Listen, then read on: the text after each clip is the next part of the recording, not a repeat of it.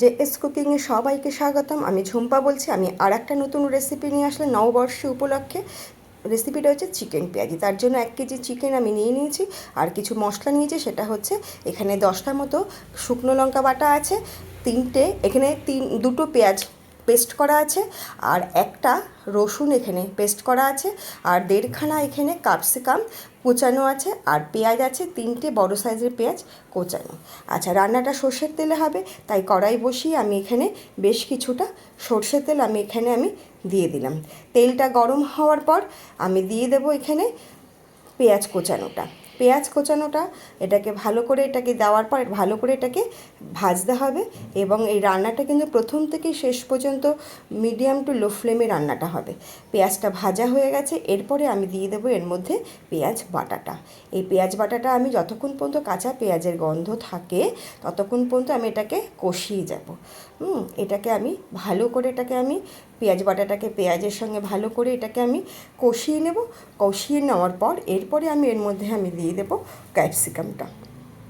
ক্যাপসিকামটা আমি দেওয়ার পর এটা বেশ কিছুক্ষণ একটু মিনিট 2 নাড়াচাড়া করব।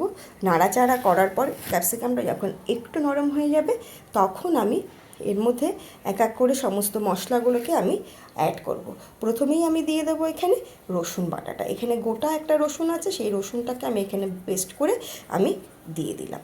আর এখানে আমি যে লঙ্কাটা 10টা লঙ্কা দিয়েছি, সেই লঙ্কাটা কিন্তু আপনাদের প্রয়োজন মতো আপনারা দেবেন। যে যতটা ঝাল খাবেন সেইভাবে দেবেন। ঝালটা হলে কিন্তু রান্নাটা কিন্তু খুব ভালো লাগবে খেতে। ঝাল হলে টেস্টটাও খুব ভালো হবে। তা আমি এখানে 10টা দিয়েছি। এখানে কাঁচা লঙ্কা, কাঁচা যে পাকা লঙ্কা আছে আর এমনি শুকনো লঙ্কা মিলিয়ে 10টা দিয়েছি। আর দিয়ে দিলাম একটা টমেটো কুচি। দিয়ে এটাকে আমি বেশ কিছুক্ষণ ভালো করে নাড়িয়ে মশলাটাকে আমি কষিয়ে নেব।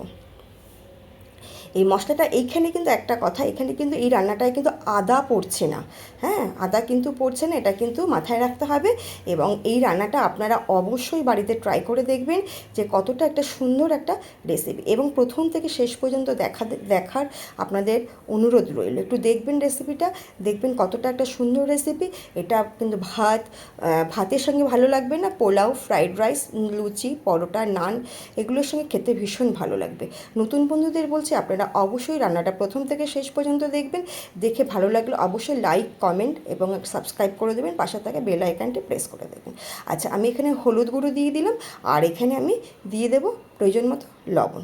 হ্যাঁ, দিয়ে আমি আবারও ভালো করে আমি নাড়াচাড়া করে নেব। করে নিয়ে এরপর এখানে আমি আস্তে আস্তে করে আমি মাংসগুলোকে অ্যাড করব।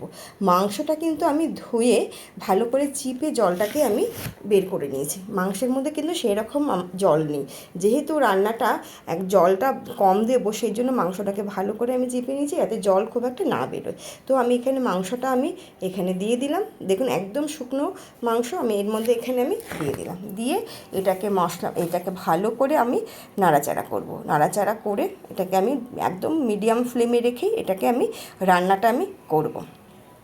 আচ্ছা, দেখুন, এটাকে আমি ভালো করে নাড়াচাড়া কষিয়ে মশলার সঙ্গে মাংসটাকে ভালো করে আমি মাখিয়ে নিচ্ছি।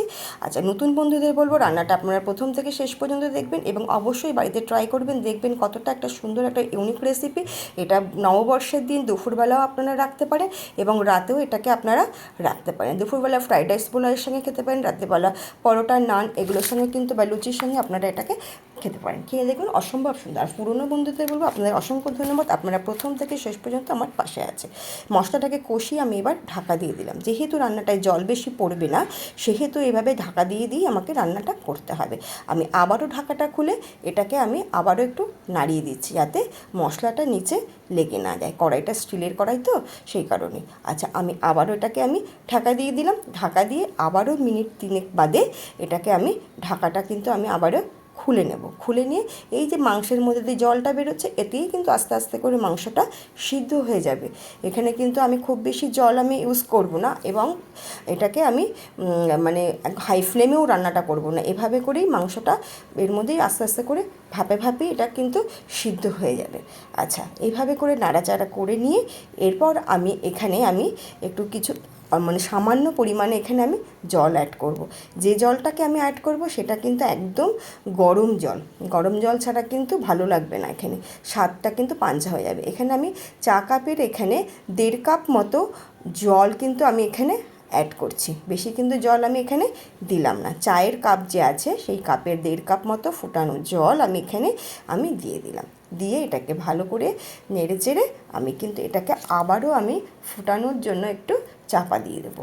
মিনিট 3 বা 4 মিনিট মতো এটাকে ফুটে গেলে তারপরে এটাকে ঢাকাটা খুলে নেব।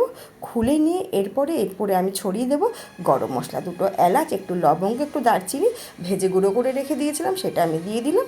আর এখানে বেশ কিছুটা ধনেপাতাও আমি দিয়ে দেবো। এই ধনেপাতাটা দেওয়ার পর ভালো করে নেড়ে চেড়ে কিন্তু আমি গ্যাসটাকে অফ করে দেব। দিয়ে আমি 10 মিনিট এটাকে কিন্তু ঢেকে রেখে দেবো, যাতে আপনার হচ্ছে এই যে ধনেপাতা আর যে গরম মশলার গন্ধটা মাংসের মধ্যে পুরোপুরি ঢুকে যায়। তারপরে 10 মিনিট বাদেই কিন্তু এটাকে আমি কিন্তু সার্ভ করব। তো দেখুন এবার সার্ভ করছি। খুব কিন্তু বেশি আমি ঝোল রাখিনি, খুব সুন্দর একটা কালার এসছে এবং খেতেও কিন্তু দুর্দান্ত হয়েছিল। এটাকে কিন্তু আমি খেয়েই আপনাদের সঙ্গে এটাকে শেয়ার করছি। আপনারা অবশ্যই এটা নববর্ষের দিন ট্রাই করবেন এবং কোনো বাড়িতে অতিথি আসলে সেখানেও তাদেরকে আপনি এটাকে সার্ভ করতে পারবেন। দেখুন, অসংখ্য ধন্যবাদ আমার পাশে থাকার জন্য।